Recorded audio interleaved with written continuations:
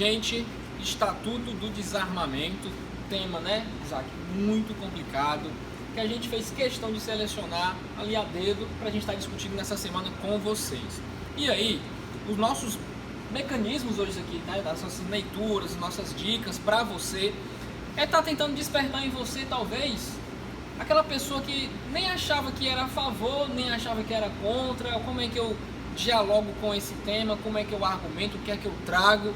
Então, o Pega Fogo, né, que é aquela extensão, aquele vídeo aula bem mais bacana do que o repertório, digamos assim, que é o mais importante pela questão da extensão e da discussão que é mais densa, é justamente, né, esse ponto que a gente vai estar te ajudando o tempo todo, desde a introdução, desenvolvimento e a própria conclusão, tá? E agora eu vou passar a palavra aqui pro Isaac. Fala, Isaac. Sempre naquela linha, né, galera? Tudo bem? Aquela linha de valorizar na nossa redação, né, Gabriel? Não apenas a estrutura, mas o conteúdo que você vai trazer para sua redação. Que ao final das contas é isso que vai fazer a diferença, né? É isso que é usar um conceito de uma área. Então esse papel que a gente faz de pegar você, como a gente gosta de dizer, pela mão e te conduzir por esse caminho, tá? Antes da gente começar a colocar alguns pontos, talvez fosse importante falar, né, Gabriel, que independentemente da sua posição pessoal, política, se você é uma pessoa mais alinhada a uma liberalização das armas, se você é uma pessoa que tem um encaminhamento, né, um raciocínio que caminha mais para esse lado, ou se você é uma pessoa que tende a achar que talvez seja melhor para a sociedade uma maior restrição no uso das armas por parte das pessoas, você não vai ser julgado, tá? Pelo menos é a garantia que a gente tem, por ter o seu argumento, por ter a sua opinião. Vamos supor que um tema desse caia na redação do Enem e você apresente uma tese indo para um caminho ou para o outro. Você não pode ser julgado pela natureza da tua tese. E nem se sinta coibido de fazer isso. Exatamente. Esse ponto, né? A fala de Isaac é muito importante, né, Isaac? Mas também a gente tem que lembrar, por exemplo, que a gente já trouxe, né, até aborto, né? Parece que o brasileiro teme, né, discutir aborto. Então, assim, essas questões polêmicas, o Quero Mil escolhe, que é para justamente despertar em você o que eu já falei em outros vídeos. Gente, o que separa, desculpa aqui a palavra, tá? O intelectual do imbecil é o campo científico. Já falei, tem um videozinho lá no Instagram sobre isso, o campo científico versus senso comum. Então, tipo assim, se você é a favor dessa questão do armamento, né, pensando no Estatuto do Desarmamento, os seus decretos, suas leis e tal, seus artigos, esqueça aquele papo aberto que você conversa com um amigo seu numa esquina, num almoço, numa mesa de bar. A parada não é muito essa. Sabe por quê? Porque para a gente começar a entender o Estatuto do Desarmamento num país em que o índice de violência é alto, o índice de desigualdade é alto, pobreza, preconceito, a gente tem que ter muito cuidado. Então eu trago para vocês aqui duas perspectivas. Primeira, a perspectiva histórica desse estatuto, e a segunda é a perspectiva conceitual.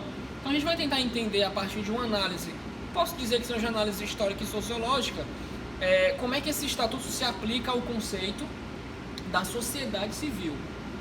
Porque quando eu penso a sociedade civil, eu separo ela dos outros eixos. Perceba, por exemplo, né, Isaac, você é um policial militar, você tem ali a aptidão para portar uma arma de fogo. Isso. Tá? A sociedade civil está à margem desse status social que tem o Isaac. Então, a gente tem que entender como é que o governo pensa, por exemplo, essas questões, imaginando uma população toda, uma população que é carente do ponto de vista educacional, do ponto de vista da saúde, do ponto de vista estrutural, né? São problemas que a gente tem que entender. As coisas não funcionam de forma isolada, pessoal. Processo histórico, sociológico, filosófico, antropológico, tá tudo aí, tudo junto e misturado. E a gente não quer muito, tem um prazer enorme para estar falando sobre todos esses aspectos, para você imaginar e começar a trabalhar na redação. Perfeito. E aí, nesse sentido, antes da gente encaminhar completamente a discussão, o que é que vai dar força à tua tese, como a gente sempre fala, a tua capacidade de argumentar. Então, independente da tua posição X ou Y, o que é que o examinador vai ter que ver de você? O quanto você consegue sustentar aquela tua tese. E aí vai ser a qualificação dos teus argumentos que a gente vai tentar te ajudar agora. Isso. Eu queria só fazer um adendo aqui muito importante. Presta atenção no que eu vou falar agora. Quando o Quero Mil pensou nesse tema, um receio muito grande surgiu. Qual seria esse receio? De vocês começarem a se ancorar muito em dados do IBGE, dados do G1.com, dados de qualquer outra fonte que você vai trazer para a redação. Isaac, qual é o problema de você trazer fontes em que trabalham dados? É muito complicado, às vezes, argumentar de forma mais aprofundada usando dados e usando fontes que não é tua. Perceba, eu não estou dizendo que você não pode usar, pelo amor de Deus, não é isso. Só que eu tenho percebido que quando você traz dados, você já encorpa muito o teu argumento a partir deles. E a tua fala, que seria tua autoral, fica muito superficial. Fuja da superficialidade da argumentação. Porque aí você pode trazer 1000 referências. Se você não aprofundar em uma, meu amigo, a competência 2 não chega a 200 a nunca. Tá? Não chega nunca. Então perceba esse detalhe. Quer trazer dados? Traga. Mas analise isso de forma mais profunda. Os números não falam sozinhos. Trazer por trazer. Não é simplesmente jogar uma numerologia ali. Isso vai garantir pontos para você. A matemática, como as outras áreas de conhecimento, ela é obviamente muito importante. Dá uma fundamentação sólida para o indivíduo que argumenta. Mas desde que você interprete. Coloque isso no contexto que faça sentido. Que tenha coerência na tua argumentação. Tá? Entra o contexto da interdisciplinaridade. Você está trazendo essa parte, como o Isaac acabou de falar, de uma probabilidade, da matemática. Mas não fala por si só. Não só joga. Né? Então bora lá, milzeira e milzeira. Ponto de vista histórico. É interessante você pegar o documentozinho do Repertoriando, porque ele é a principal base escrita, tá? Não se prenda só a ele, vá além. Né? Não esquece de conferir as referências destruidoras, porque né, a gente sempre traz notícias, a gente sempre traz documentários sobre o assunto. E quanto mais enriquecedor melhor fica o teu texto. Então vai lá e também vai lá, confere as referências destruidoras. Isaac, a lei, cara, é de 2012. Perfeito. 2012, do ponto de vista histórico, foi ontem. A gente está acostumado a lidar com o século XII, século VII. Se a gente for falar de religião, aí vai antes de Cristo. Então a gente está conversando sobre ontem, gente, né? A história ela tem essa coisa do foi ontem, né? Porque a gente ainda está nesse século, essa coisa toda. Pessoal, qual o contexto em 2012? A gente tem que começar a analisar, e aí é muito interessante eu trazer um dado, assim, uma discussão muito importante sobre um estado muito específico. Se eu estou falando de Estatuto de Desarmamento, eu não estou falando só dele, eu estou falando de fatores que ramificam-se dele. Principal, a violência. Se eu estou criando um estatuto para armar a sociedade civil, Isaac, né, vai até falar um pouco melhor disso. O Estado já está dizendo o seguinte, amigo, deu ruim. Exatamente. As minhas políticas de segurança pública não estão dando conta da bandidagem, dos furtos, da safadeza, né, que essa classe, né, não sei se pode chamar de classe específica, vai acometendo aí ao longo dos tempos. Então, pensar essas questões, né, pensar o contexto e pensar por que o Estado faz isso, já começa por aí. Então, eu sempre gosto de pensar, de trazer, né, essas questões a partir do estado do Rio de Janeiro, Isaac. O estado do Ceará, nesse ano, viveu tempos sombrios. Verdade. Quando a gente pensou que, poxa, a gente está de mãos atadas. O estado, que é o estado maior, vamos lembrar aí do Leviatã, do Hobbes. Isso. Né? Leviatã, gente, Leviatã, ó, a metáfora do Hobbes é trazer uma figura bíblica, que seria um tipo de monstro. Então, eu estou falando de um estado soberano, que pode e consegue bancar o que ele quiser. Aí você pega um tempo sombrio desse, você fica assim, gente, o que está acontecendo? E aí o povo cearense ficou com muito medo. E num belo dia de jantar, os professores pós-doutores, eu lá um reles graduado, ouvi muito eles conversando sobre isso. Pessoal, o estado do Rio de Janeiro, tá? Na verdade, voltando, né? O estado do Ceará hoje, vivenciando o que vivenciou, os professores falaram, né? O professor Rubem, o Ronald, isso era o Rio de Janeiro na década de 80. O que é que isso traz de importante? Desde a década de 80, o narcotráfico tem se instaurado de forma muito forte no estado do Rio de Janeiro. Coisas que interferem na economia, na educação, na saúde e interferem no social. Então, trabalhar a segurança pública no estado do Rio de Janeiro é muito complicado. E aí, pensar o estatuto é justamente o seguinte, né? a gente não vai dar conta. Vamos ter que armar os caras. Que caras, gente? Nós. Isso. Eu nunca peguei numa arma, né? É momento até revelação. Então, a coisa não... Eu já tirei muito, já. A coisa não funciona assim. E é nessas questões que a gente deve pensar sobre isso. De novo, não estou eu aqui e o Isaac trazendo a verdade absoluta, a gente está trazendo discussões. Então você pode já citar na introdução essa questão, primeiro, se você quer trazer a questão da lei em si, 2012, pensar o contexto da violência, muito bom, eu gosto muito dessa introdução. Eu acho que quando você mostra que traz uma referência bacana, Isaac, é legal. Tem muita gente que gosta de citar o artigo 5º da Constituição Federal, que é onde fala dos direitos fundamentais de cada cidadão. Você pode fazer um contraponto muito interessante. Primeiramente, você pode citar lá o artigo 5º, no artigo 5º da Constituição Federal de 1988.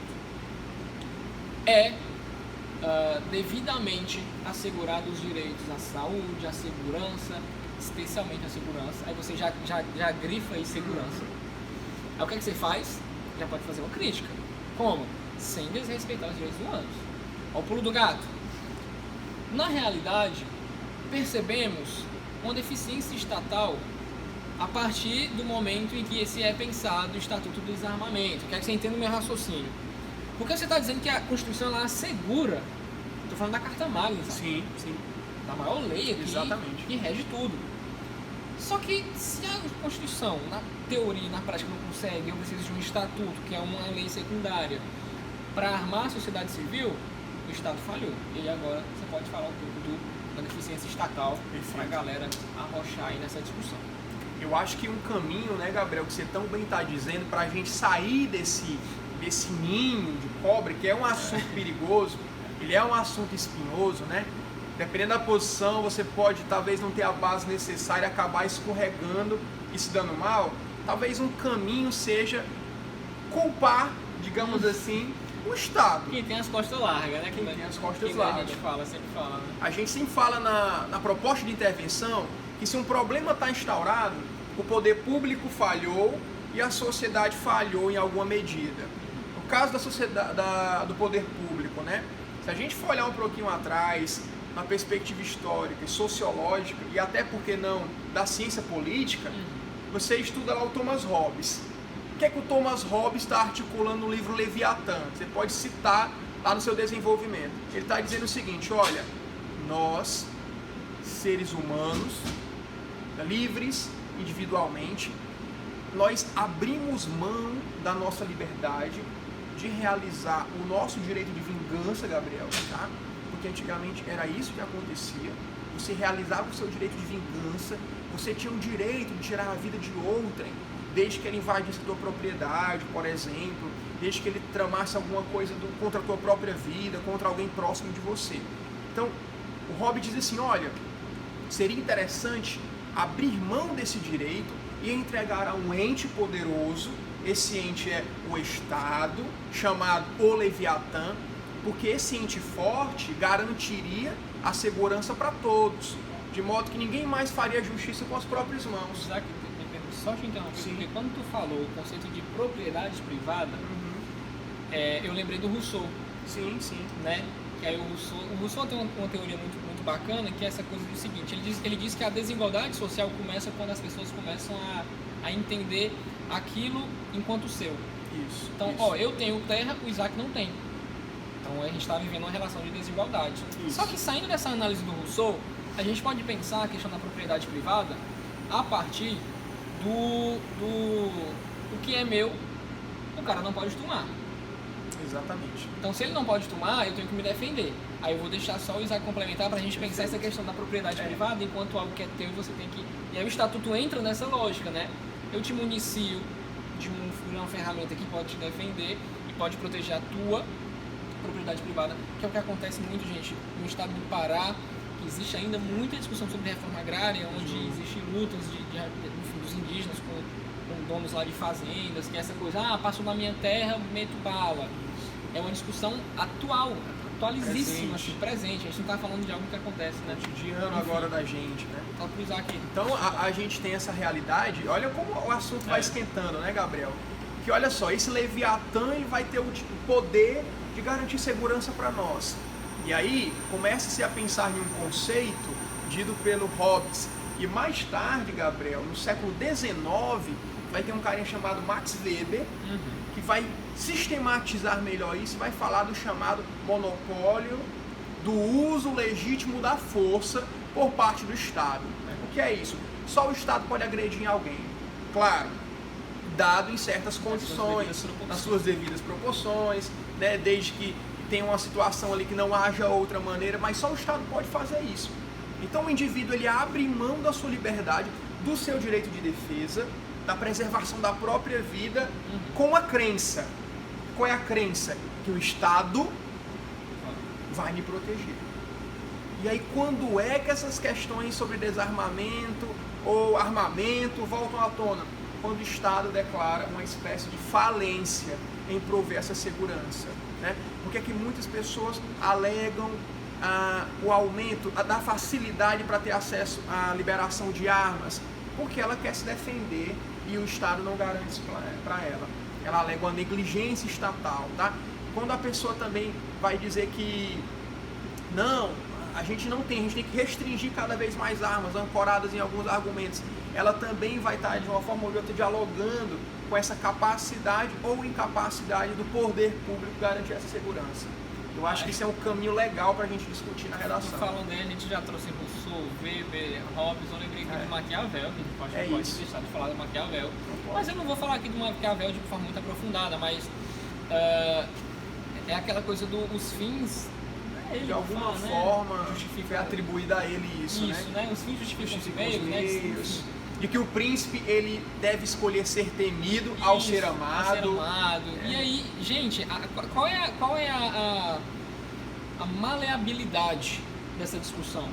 É que rapidamente essa força, esse monopólio do uso da força sai do Estado e passa para nós.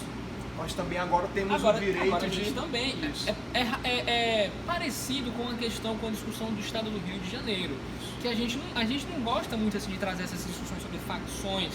Eu gosto muito da conservação do Estado paralelo, né? Porque perceba, né, se determinada organização fornece saúde, educação, aquela coisa toda, pelo amor de Deus, não estou defendendo bandidagem, mas a conceituação é importante. Então entenda isso como Estado paralelo, que é o quê?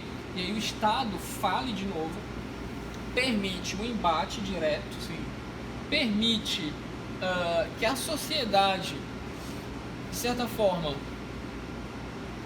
integre-se, não sei, assim, eu estou assim, procurando uma palavra porque é complicado a gente fazer essa análise, mas perceber isso enquanto Estado paralelo e nós, enquanto os elementos que nos tornamos também Estado paralelo, porque se eu tenho uma arma e um sujeito vem me assaltar e eu estou ali agindo em legítima defesa, eu posso muito bem atirar contra ele. Então eu não preciso mais de um policial, Isaac, e de uma viatura fazendo ronda para me defender. Eu mesmo me defendo. De novo, são argumentos. Isso. Tá? Mas o Isaac falou muito bem sobre a questão da deficiência, dessa falência estatal.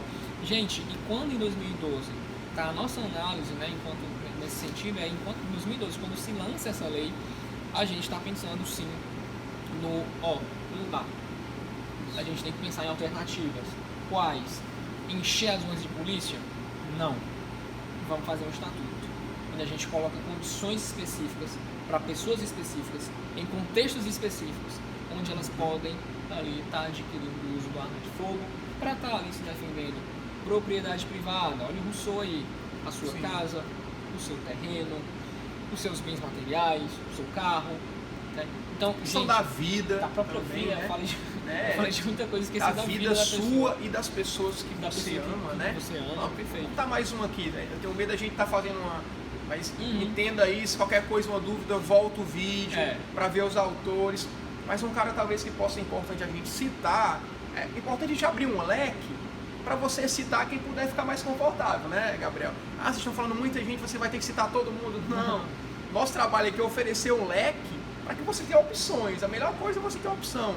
Mas quando se fala de direito à vida e a ideia de um direito inalienável, já se vem também a ideia do John Locke, né? Porque se de um lado a gente tem o Rousseau, essa ideia de propriedade, né? Você tem também o John Locke falando de que, olha, a vida é um direito meu, do cidadão, né? E o Estado, ele não é suficiente para garantir isso. Então, logo, eu não posso abrir mão do direito de preservar aquilo que é mais importante, que é a minha própria vida, tá? Então, na Constituição, por exemplo, a gente já tem um artigo lá, no Código Penal, perdão, artigo 25, que até vem sido retomado e tem muita polêmica sobre ele, que é o da legítima defesa. Então, existe uma garantia legal para o cidadão, sendo, né, repelido uma injusta agressão, ele reagir contra aquilo proporcionalmente. Então, como é que ele se reage? Aí vai entrar a questão da liberalização das armas. Porque se alguém entra na casa dele, hipoteticamente, e na concepção dele o Estado não garante a defesa, ele vai querer ter um acesso registrado, credenciado, àquela arma para fazer o uso da legítima defesa e aí sim poder estar garantido, né? Já com a legalização, tá? Então, esses são os pontos que estão sendo colocados, tá? Essa ideia de segurança pública, que talvez se a gente for analisar, Gabriel, né? Existe talvez um tripé que o poder público tenha como maior das suas funções. O Estado ele faz muita coisa, né? O Estado ele pode buscar erradicar desigualdades, ele pode buscar combater a miséria e a pobreza. O Estado tem muitas incumbências. A gente, brasileiro, somente coloca muita incumbência no Estado. Mas talvez se tem 3 coisas que o Estado deva fazer, quais são? O direito à saúde, a educação e a segurança pública. Se você fosse escolher talvez aquele que seja mais difícil abrir mão, é o da segurança pública. Porque o cara que é bem de vida, Gabriel, ele vai lá, paga a escola de melhor qualidade, paga a universidade dele, ele não vai precisar da educação, né? Agora, se o cara tem um meio de vida legal, o cara vai comprar ali o melhor plano de saúde, vai ter acesso a muitas clínicas. Talvez a segurança pública, quando ele bota o lugar dele na rua ali, ele está meio que mais sujeito, né? Embora ele possa proteger-se minimamente, ele vai depender de uma sociedade.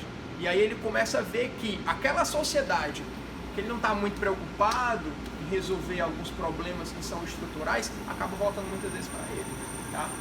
E aí ele vai dizer, olha, o Estado não garante, né? E aí qual o papel também que a gente tem que colocar, talvez entrando no segundo eixo, Gabriel, da sociedade civil, né? Até que ponto... A gente está falando da gente, né? Até que ponto essa fala também não é sobre nós, né? Porque tudo bem, e eu sempre defendo isso, o Estado tem culpa de tudo que acontece. Se alguma coisa está errada, uma queimada está acontecendo aqui, o Estado está faltando. E tem alguém pago para fiscalizar aqui e não está fiscalizando. Tudo que acontece. Agora, a sociedade civil, ela tem muita importância, tá?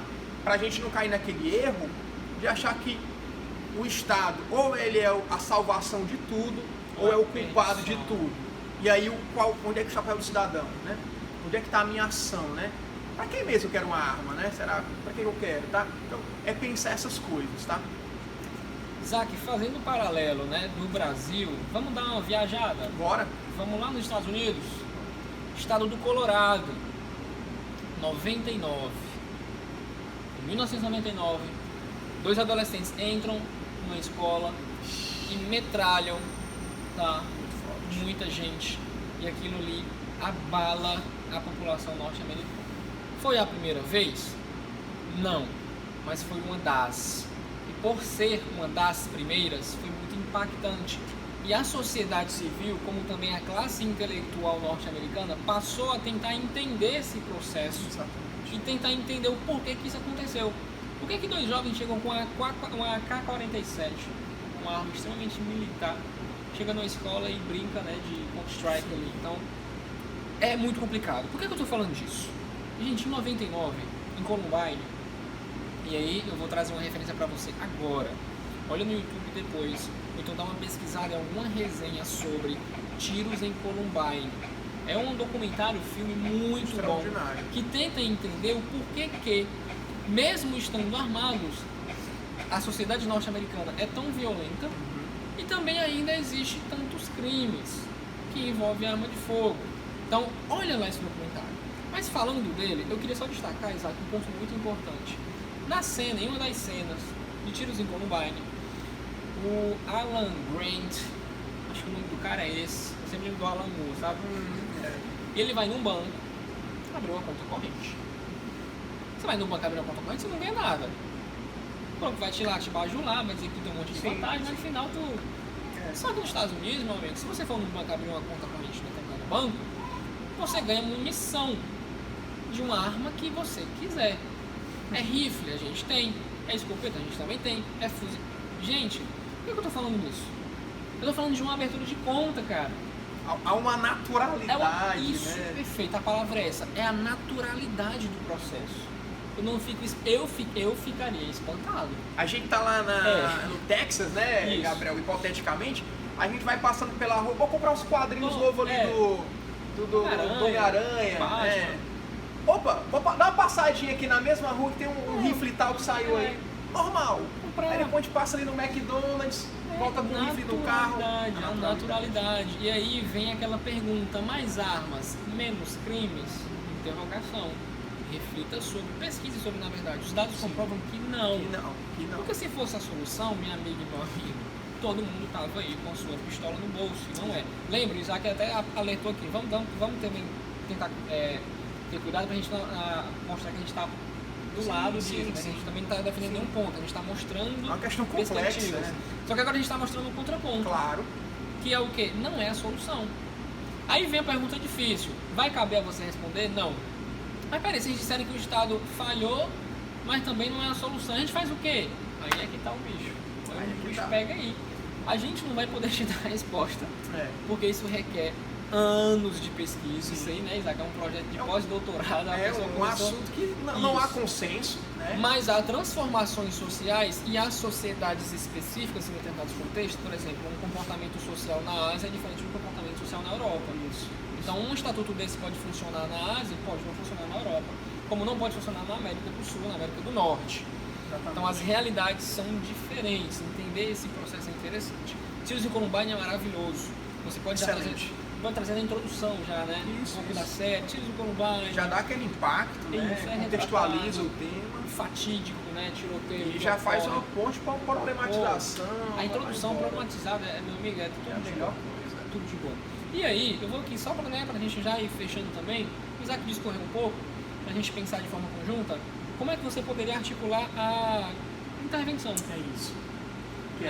Então, tipo assim, se você já foi na perspectiva de que o Estado falhou, obviamente ele vai ter que ser o cara que vai também ter que dar um jeito nesse negócio. Ele não vem aqui só bagunçar o processo, ele tem que entender, né, o porquê que isso acontece. Então, de cara, você já pode colocar ali de cara mesmo a questão do governo, né, do Estado, né? Pode colocar essa palavra Estado, é muito mais bonito. É isso.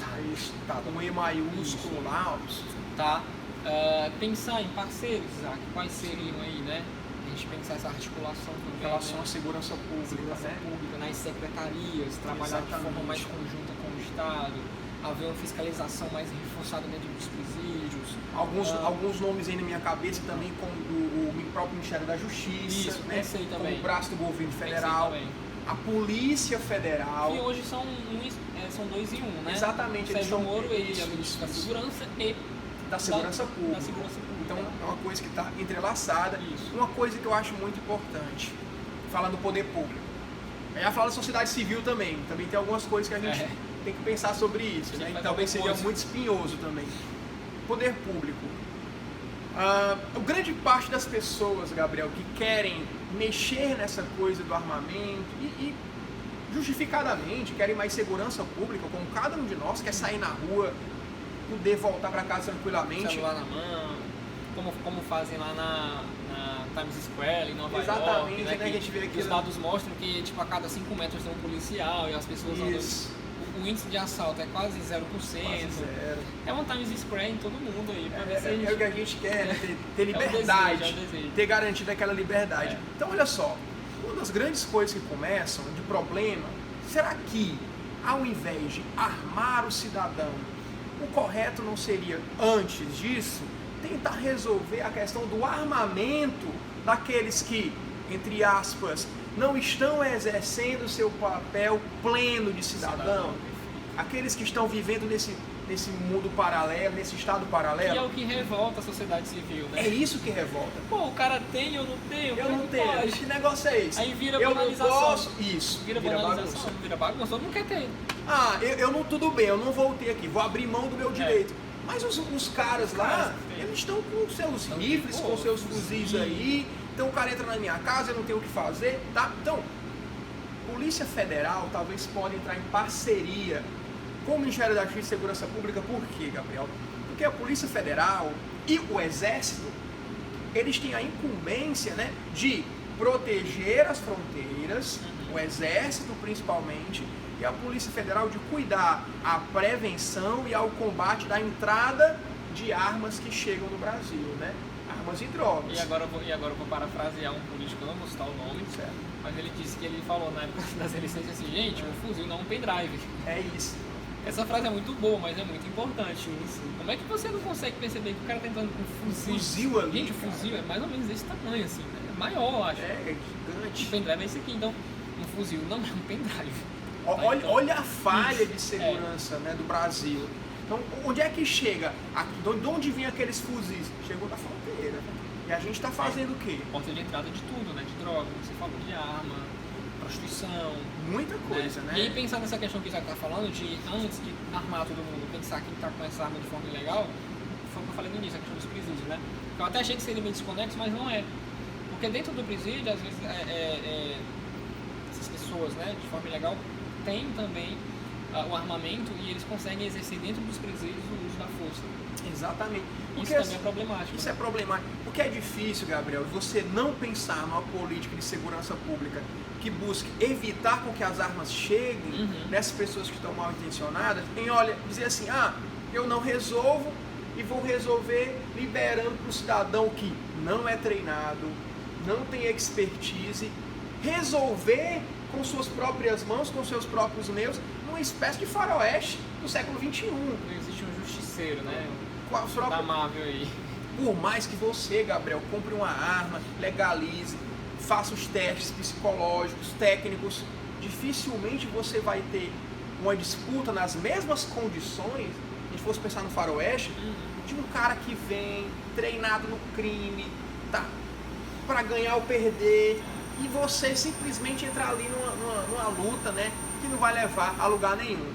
Nem na vida do cidadão que está tentando viver ali na vida honesta e digna, muito menos daquele que vai acabar com qualquer chance de ressocialização, tá? Então, talvez um bom argumento, uma boa proposta de intervenção seja isso, né? Ministério da Justiça e Segurança Pública, em parceria com o Exército, Polícia Federal, tentar impedir com que essas armas cheguem aqui. Porque se não tem armas para aquelas pessoas que são mal intencionadas, é meu caminho andado, como diria o filósofo Enzo Rabelo, tá? É meu caminho andado. É isso, gente, a gente vai falando por aqui, né? Ficando por aqui. Muita coisa, muitos conteúdos, Muita coisa. gente, assista esse negócio, tá? Não sei, é muito conteúdo. É muito conteúdo, né? E a gente tá aqui pra, né, transbordar esse negócio pra vocês aí com muito carinho, muita dedicação, tá bom? E a meta é simples, né, Isaac? A gente quer 1000! Valeu!